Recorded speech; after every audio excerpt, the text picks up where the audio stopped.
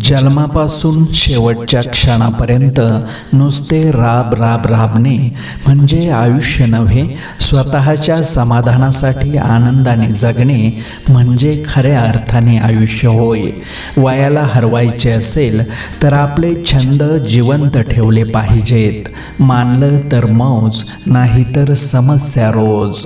अडचणी कितीही येऊ द्या, प्रारब्धाच्या पुढे कोणीही जात नाही. त्यामुळे लक्षात ठेवा, वादळात दिवा लावण्याचे स्वप्न बाळगा. नियती मदत केल्याशिवाय राहत नाही.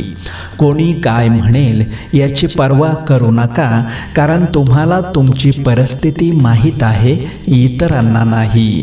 स्वतःचा खरेपणा सिद्ध करायचा नसतो. शंका घेणारा एक माणूस शांतपणे आयुष्यातून कमी करायचा असतो. समाधान म्हणजे एक प्रकारचे वैभव असून ते अंतःकरणाची संपत्ती आहे. ज्याला ही संपत्ती सापडते तो खरा सुखी होतो.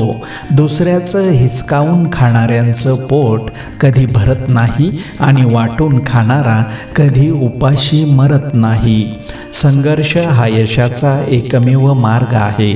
जर आपल्याला आयुष्यामध्ये खूप संघर्ष करावा लागत असेल तर स्वतःला खूप नशीबवान समजा, कारण संघर्ष करण्याची संधी त्यांनाच मिळते ज्यांच्यामध्ये क्षमता असते.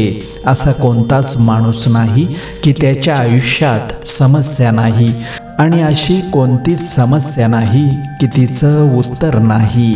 एक दाणा पेरावा तेव्हा धरती अनेक दाण्यांनी भरलेलं कणीस देते. माणूसही तसाच असतो. प्रेमाचा एक शब्द मिळाला तर तो भारावून जातो.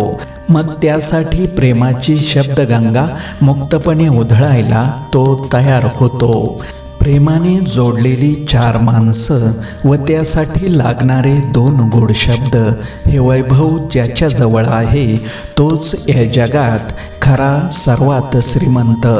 चांगला गुरु यशाचे दरवाजे उघडून देऊ शकतो, पण यशाच्या दिशेने जाण्यासाठी स्वतःला चालावे लागते. आवड आणि आत्मविश्वास असेल तर कुठलीच गोष्ट अवघड नाही. व्यक्ती नेहमी जिलेबीसारखी असायला हवी, स्वतःमध्ये गुंतलेली असूनही इतरांना गोडवा देणारी. आयुष्याचा प्रवास सुख दुःखांचे हेलकावे खात होत असतो.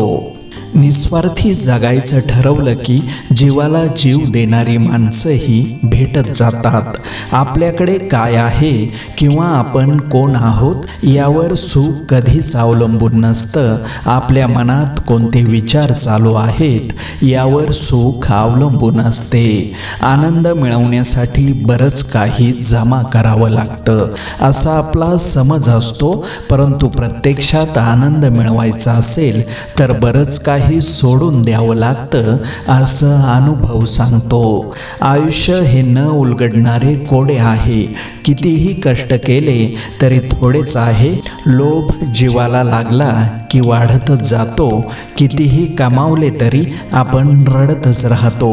कमावता कमावता आयुष्य निघून जातं आणि सरते शेवटी सगळं इथंच राहून जातं. काही पुण्यकर्मे अशी करावीत की ज्यांचा साक्षीदार परमेश्वराशिवाय दुसरा कोणीही नसावा.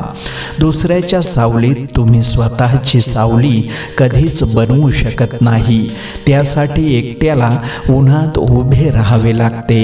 नाती ही रक्ताचीच नाही तर नाती जाणीवांनी जोडली जातात. जर जाणीव असेल तर परकी व्यक्तीही आपली होऊन जाते, आणि जर जाणीव नसेल तर आपली माणसेही परकी होऊन जातात. कितीही मोठी चूक करा, सर्वे सोडून जातील, पण शेवटी फक्त कुटुंबच सोबत असते प्रत्येक परिस्थितीत. वेदनांच्या ओझ्यासकट ज्याला खळखळून हसता येतं त्याच्यासारखा जादूगार जगात दुसरा कोणीच नसतो. कोणतेही नाते निभावताना समोरच्याच्या मनातील आपली जागा ठाऊक असणे गरजेचे असते.